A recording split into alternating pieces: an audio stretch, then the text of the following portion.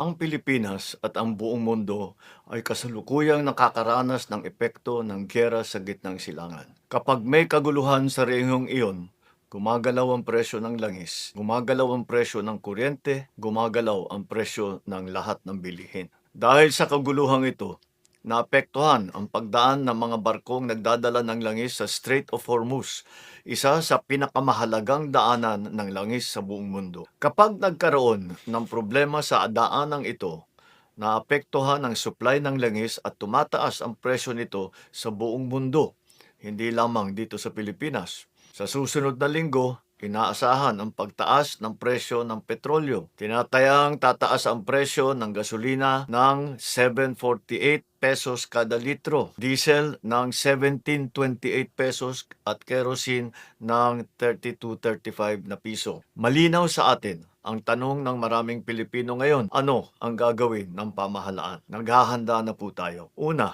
nakikipag-ugnayan na tayo sa Kongreso upang mapagkalooban ang Pangulo ng pansamantalang kapangyarihan upang bawasan ang excise tax sa mga produktong petrolyo kung papalo ito sa $80 kada barrel. Ikalawa, kinakausap na natin ang Kongreso upang amyendahan ang Biofuels Act of 2006 upang magamit natin ang mas murang bioethanol para sa pagbababa ng presyo ng gasolina. Ikatlo, ilalabas natin sa lalong madaling panahon ang fuel subsidy at cash transfer para sa mga apektadong sektor. Makikipagtulungan ang mga ahensya ng pamahalaan at ang mga lokal na pamahalaan upang matiyak na makarating agad ang tulong sa mga nangangailangan. Kasabay nito, patuloy na minomonitor ng pamahalaan ang presyo ng mga bilihin sa mga pamilihan upang matiyak na walang mananamantala sa sitwasyon na ito. Nakikiusap ako sa ating mga negosyante at mga trader, huwag ninyo sanang samantalahan ang sitwasyong ito. Pinapaalala ko sa lahat na ang hoarding at ang profiteering ay labag sa batas. Para naman sa bahagi ng pamahalaan, simula sa Lunes, ika-9 ng Marso,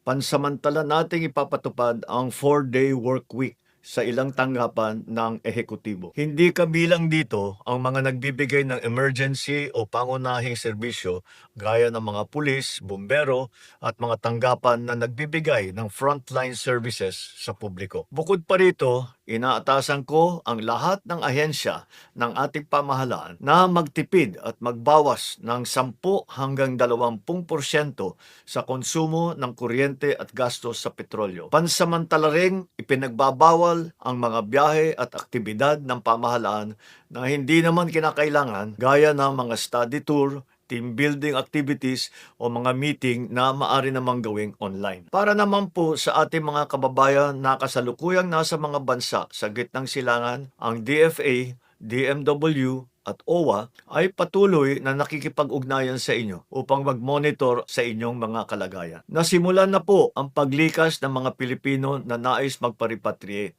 At sa oras ligtas na ang pagbiyahe, mailikas na natin lahat. Mga kababayan, hindi natin alam kung kailan matatapos ang kaguluhan sa gitnang silangan. Biktima tayo ng isang giyera na hindi natin pinili o ninanais. Hindi natin kontrolado ang digmaan, pero kontrolado natin kung paano natin poprotektahan ang Pilipino. Hindi ito ang pinakamalalang pagtaas ng presyo ng langis na naranasan ng ating bansa. Marami na tayong napagdaanan na pagsubok. At sa bawat pagkakataon, dahil sa ating pagkakaisa, pananampalataya sa Diyos, at malasakit sa isa't isa, nalampasan naman natin ang mga ito. Naniniwala ako na malalampasan din natin ang pagsubok na ito. Maraming salamat sa inyong pakikiisa at sa inyong pagtutulungan.